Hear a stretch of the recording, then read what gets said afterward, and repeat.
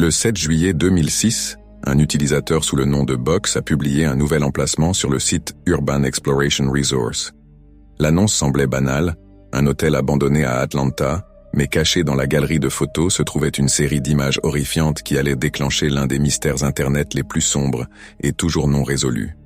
Urban Exploration Resource, ou UER, est un ancien forum en ligne construit autour de personnes documentant et discutant de bâtiments abandonnés et d'autres espaces urbains oubliés.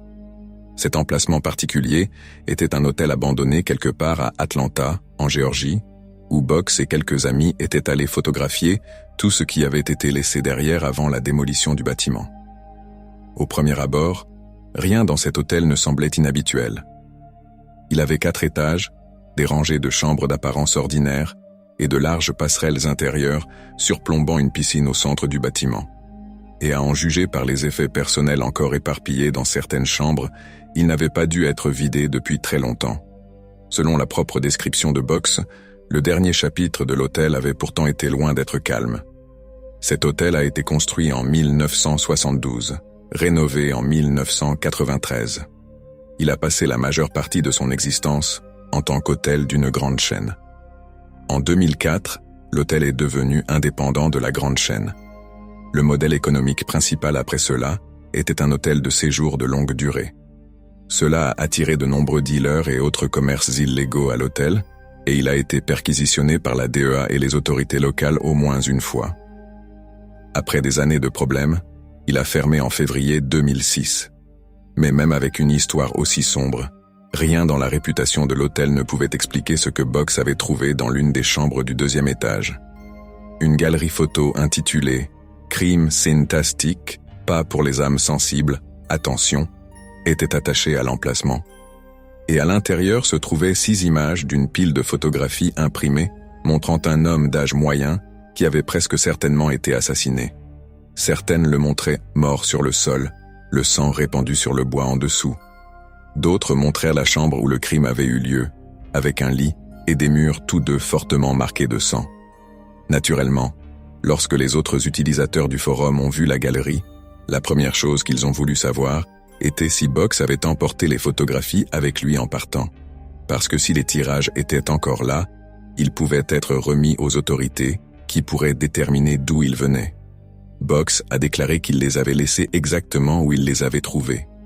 Selon lui, il y avait des gens autorisés en train de vider les lieux et il ne voulait pas être vu en train de prendre quoi que ce soit. Il a également expliqué que les photos étaient trop morbides et qu'il était en état de choc pour même envisager de les prendre. Au lieu de cela, il a publié une carte liée à l'emplacement afin que toute personne dans la région puisse aller récupérer les photos elle-même. Mais lorsqu'un des utilisateurs s'est rendu sur place le lendemain et a fouillé le bâtiment, les photographies avaient déjà disparu. Une explication possible serait que Box avait pris les photographies ailleurs et les avait jointes à sa publication pour attirer l'attention. Un utilisateur a même demandé si les photos étaient de fausses neufs. Mais lorsque l'on essaie de faire une recherche inversée des images, elles n'apparaissent dans aucun autre endroit en ligne. Si elles avaient été tirées d'un film ou d'une archive d'affaires criminelles connue, on pourrait penser qu'il y aurait au moins une autre trace d'elles quelque part en ligne. Ce qui signifie que ces tirages pourraient être la documentation d'une scène de crime authentique et que le seul enregistrement survivant est ce post oublié sur un forum de 2006. Malheureusement, rien dans le post ne donne d'indice sur l'origine des tirages ou sur la raison pour laquelle ils ont été laissés là.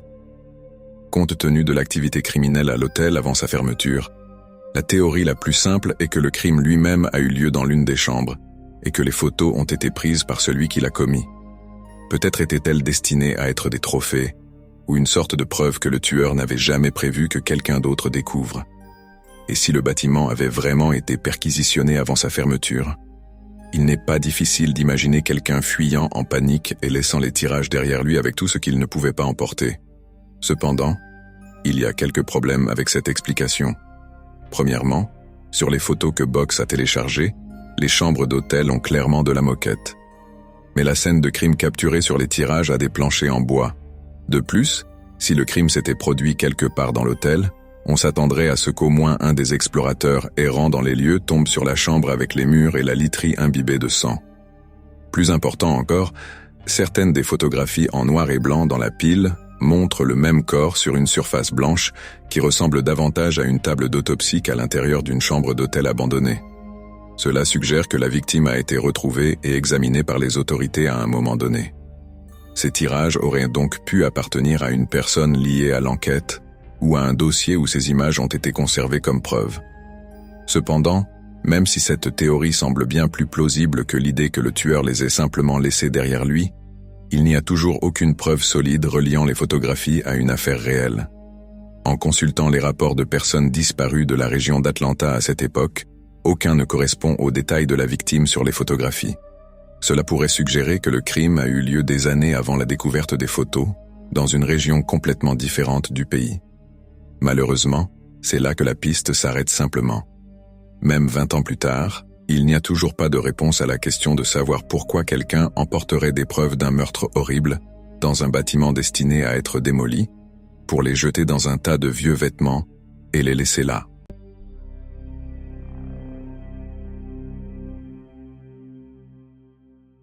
Le 26 février 2026, une série de vidéos a commencé à se répandre dans les coins non régulés d'Internet, capturant ce qui allait bientôt devenir l'un des crimes les plus horrifiants de l'histoire récente de la Pologne. Au début, les images ne donnaient aux spectateurs presque aucun contexte sur ce qu'ils voyaient.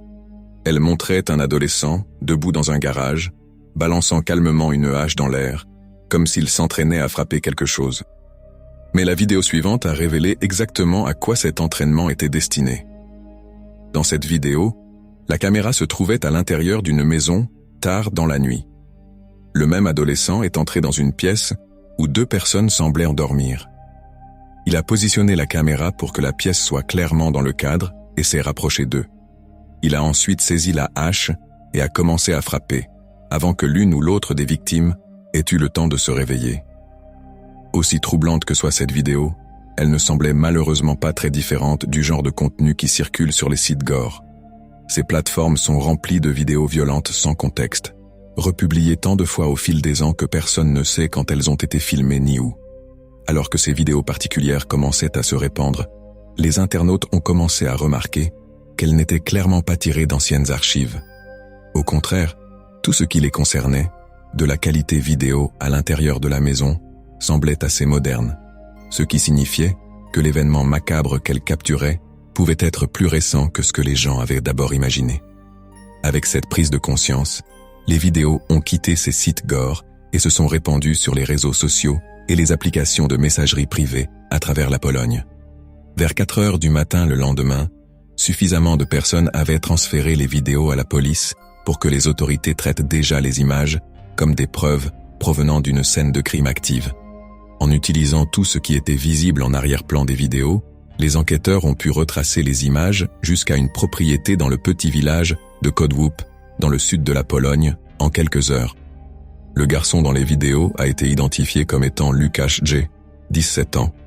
Lorsque les officiers sont arrivés sur place, leurs pires craintes ont été confirmées.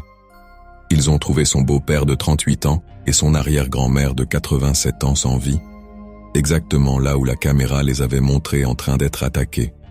Le crime étant désormais confirmé, les officiers ont commencé à fouiller les alentours de la propriété, ce qui les a menés à environ 45 km de là, vers un buisson près d'une rivière où Łukasz se cachait.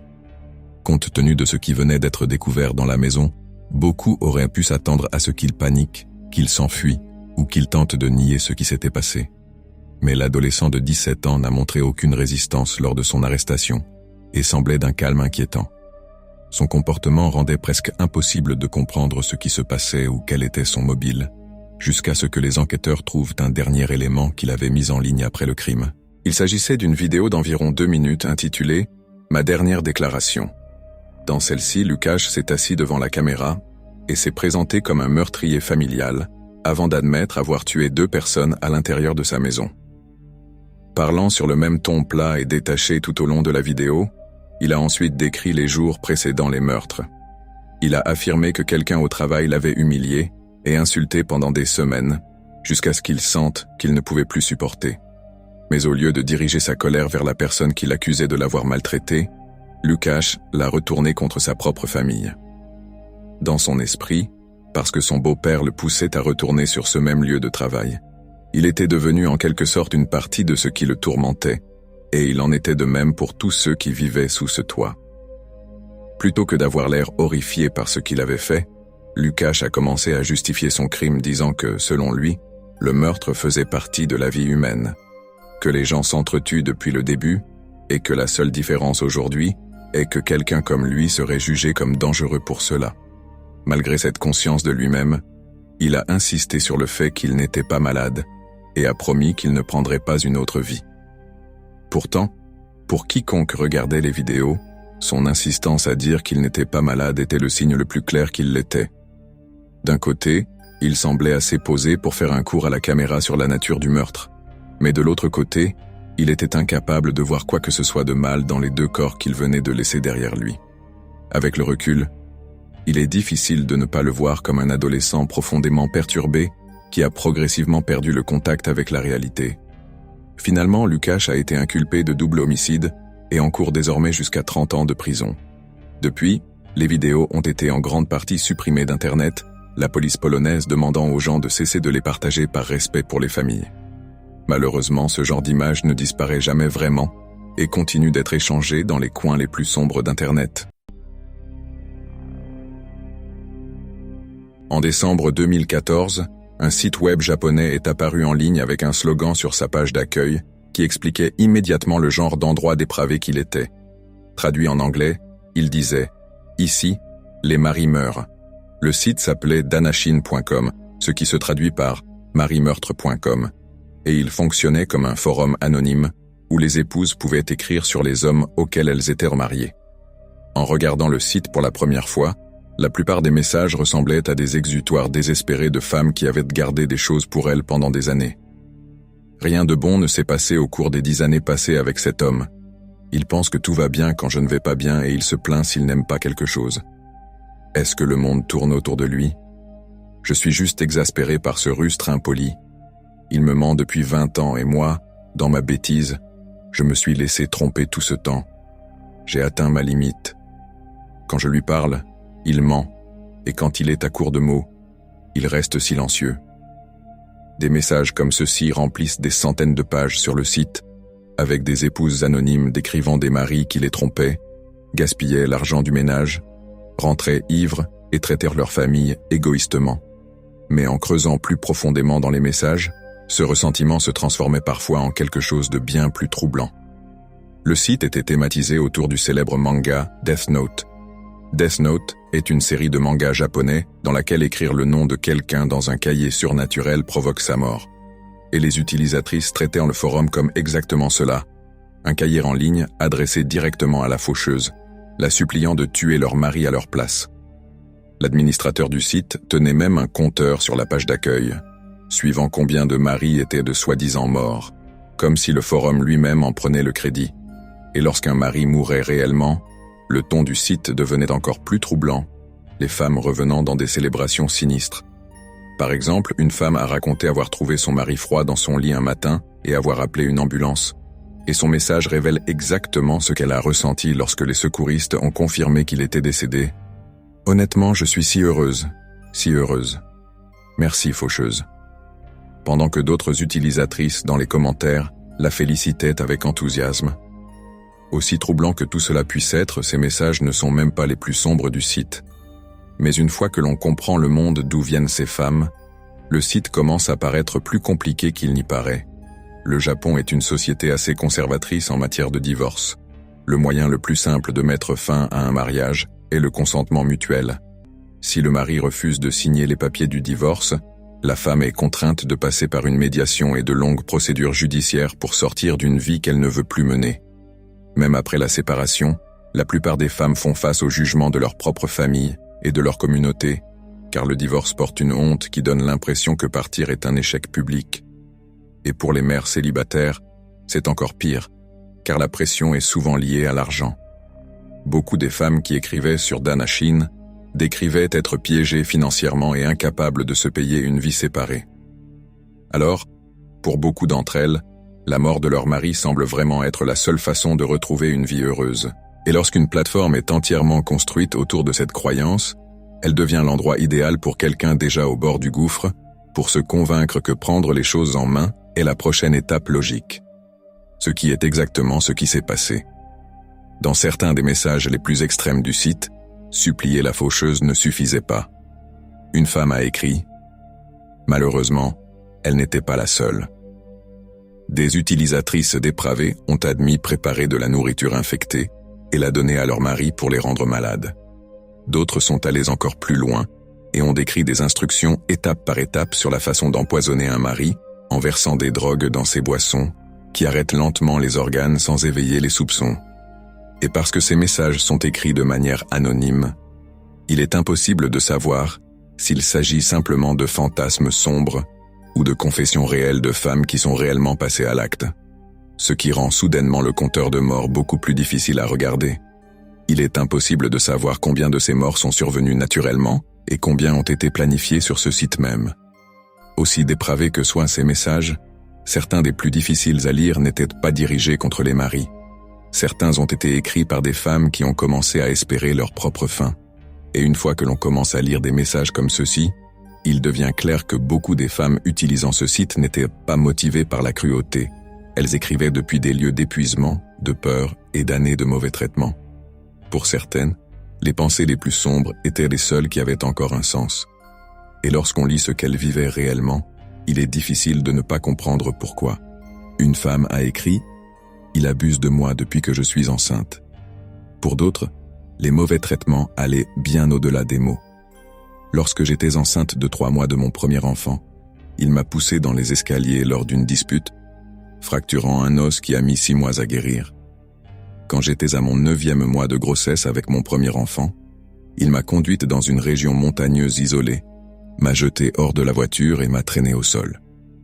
En fin de compte, Dana Shin, ou Marie Meurtre, était construit sur le désespoir de femmes qui se sentaient piégées dans des vies dont elles ne pouvaient pas s'échapper.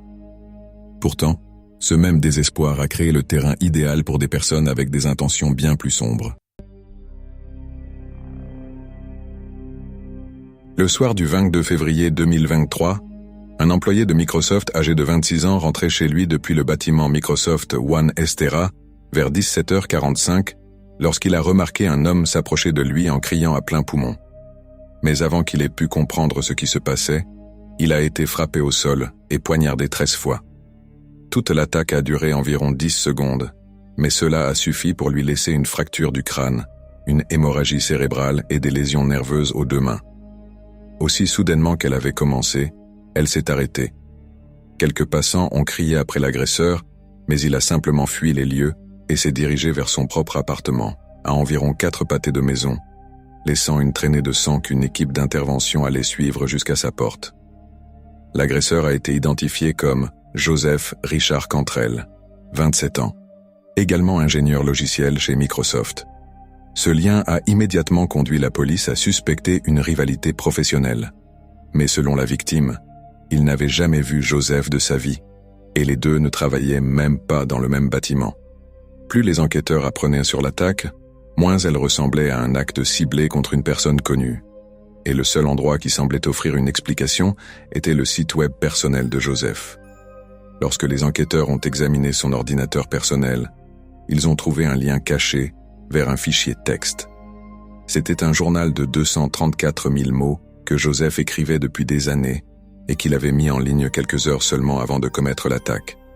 Et quelque part dans ces pages se trouvait la réponse à la question de savoir pourquoi un employé de Microsoft avait failli saigner à mort sur un trottoir ce soir-là. Pour comprendre ce qui se trouvait dans le journal, il faut d'abord comprendre ce que Joseph croyait de lui-même. La fenêtre la plus claire sur cela était la section « À propos » de son site web. En plus d'autres informations superficielles, Joseph écrivait sur ce qu'il appelait des perturbations neurales, où il prétendait avoir dansé et conversé avec des processions de femmes fantômes arc-en-ciel qui lui tenaient en compagnie pendant la nuit. Son introduction suggérait déjà un esprit qui n'interprétait pas la réalité de manière ordinaire. Ces hallucinations réapparaîtraient encore et encore tout au long du journal, souvent lors de ses décisions les plus importantes. Il s'était auto-diagnostiqué un trouble de la désaccélération neurale, une condition qu'il croyait provoquer une activité neuronale ralentie, le laissant intellectuellement diminuer, à moins qu'il ne la corrige lui-même. Bien que Joseph ait étiqueté le fichier comme une œuvre de fiction, son introduction disait exactement le contraire.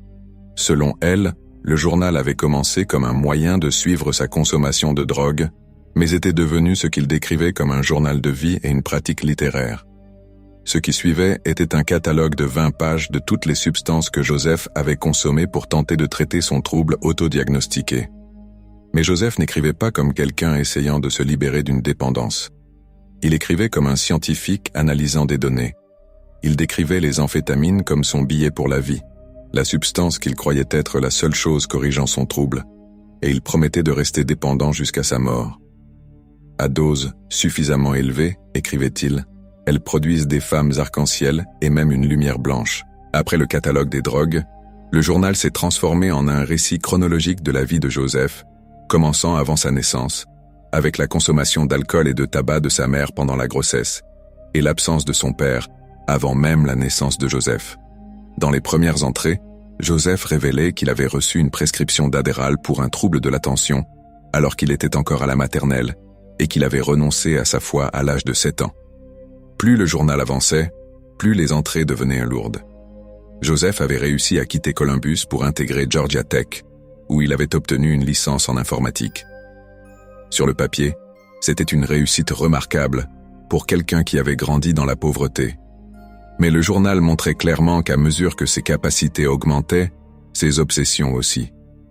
Il avait appris le développement de jeux et avait immédiatement mis cette compétence à profit pour créer une série de projets profondément troublants qu'il affichait fièrement sur son site web, comme Profit Launcher, un jeu de tir où le joueur abat une vague sans fin de figures religieuses, dont Jésus, Bouddha et d'autres. Son slogan était « Viser à offenser les piliers du plus sacré de l'humanité ». Il a fini par être interdit à la fois sur Steam et sur le Google Play Store. Ce que ces jeux révélaient relevait moins du choc que de la vision du monde de Joseph. Il reflétait un schéma d'hostilité envers certains groupes qui ne ferait que s'accentuer avec le temps. Car à mesure que les entrées du journal avançaient dans ses années adultes, le ton passait d'une observation clinique à quelque chose de bien plus dangereux. À chaque entrée, sa paranoïa devenait plus sérieuse, au point qu'il était convaincu que les films faisaient directement référence à sa vie, ce qui est d'ailleurs l'un des symptômes les plus courants de la psychose. Par exemple, dans une entrée de décembre 2021, il listait des dizaines de films qu'il croyait faire partie d'un effort coordonné pour effacer ses antécédents médicaux, lui donner une maladie et le pousser à s'automutiler. À ce stade, Joseph avait développé une peur spécifique envers les personnes juives, noires, brunes et sud-asiatiques, et dans son esprit, cette peur s'était transformée en une théorie du complot contre lui.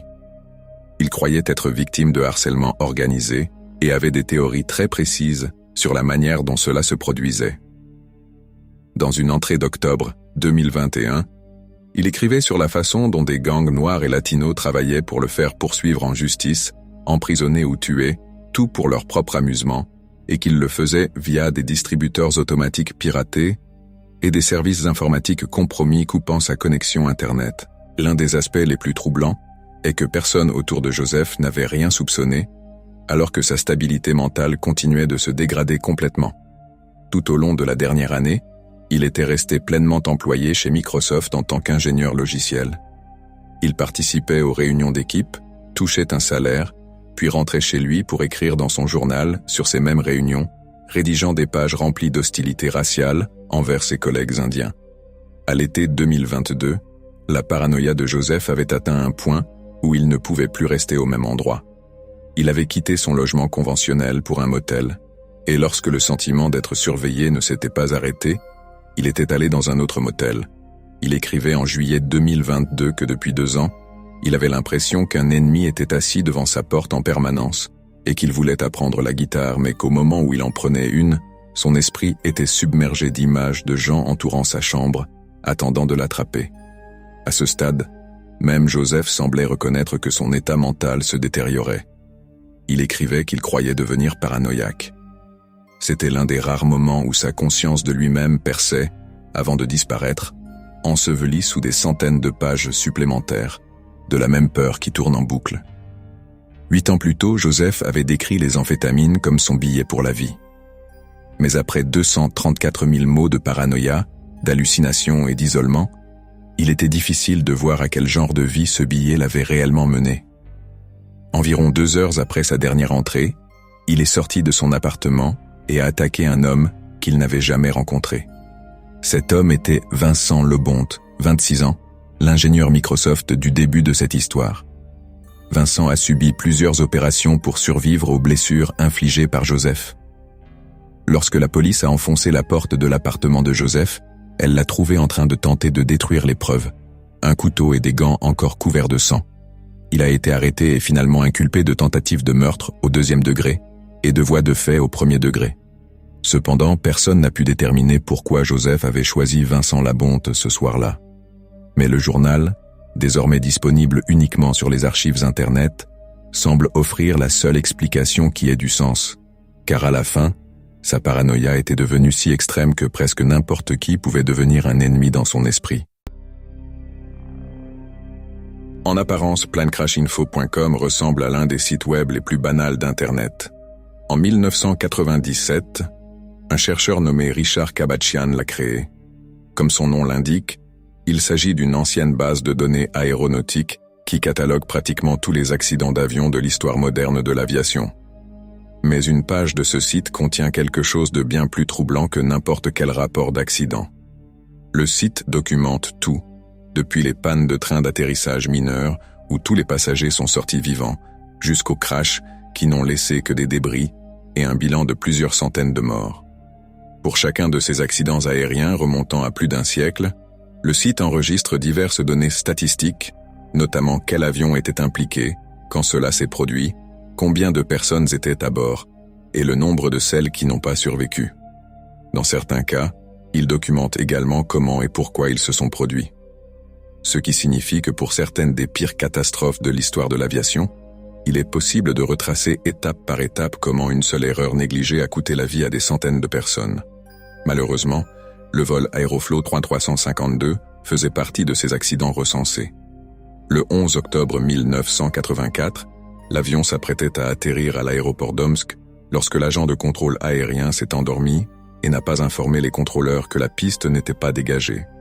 Lorsque l'avion a touché le sol à 240 km/h, les pilotes ont eu à peine 1 seconde pour apercevoir les véhicules de maintenance directement sur leur trajectoire avant de les percuter, entraînant la mort de 174 des 179 personnes à bord. Mais aussi troublant que soit la lecture de ces résumés, la partie la plus dérangeante du site est une page spécifique intitulée « Paroles ». Cette page est une longue collection d'enregistrements vocaux, chacun capturant les dernières secondes à l'intérieur du cockpit avant l'impact. Dans certains d'entre eux, on peut entendre le moment exact où un pilote réalise que rien de ce qu'il fait ne sauvera l'avion.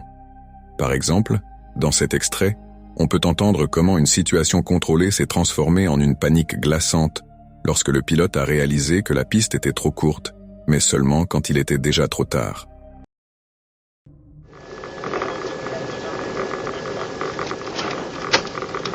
Flaps.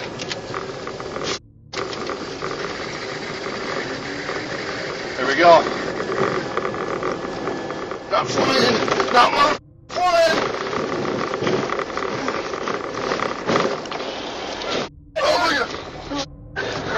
Il s'agissait du vol East Coast Jet 81, le 31 juillet 2008, qui s'est écrasé dans un champ de maïs au-delà de la piste, tuant les 8 personnes à bord.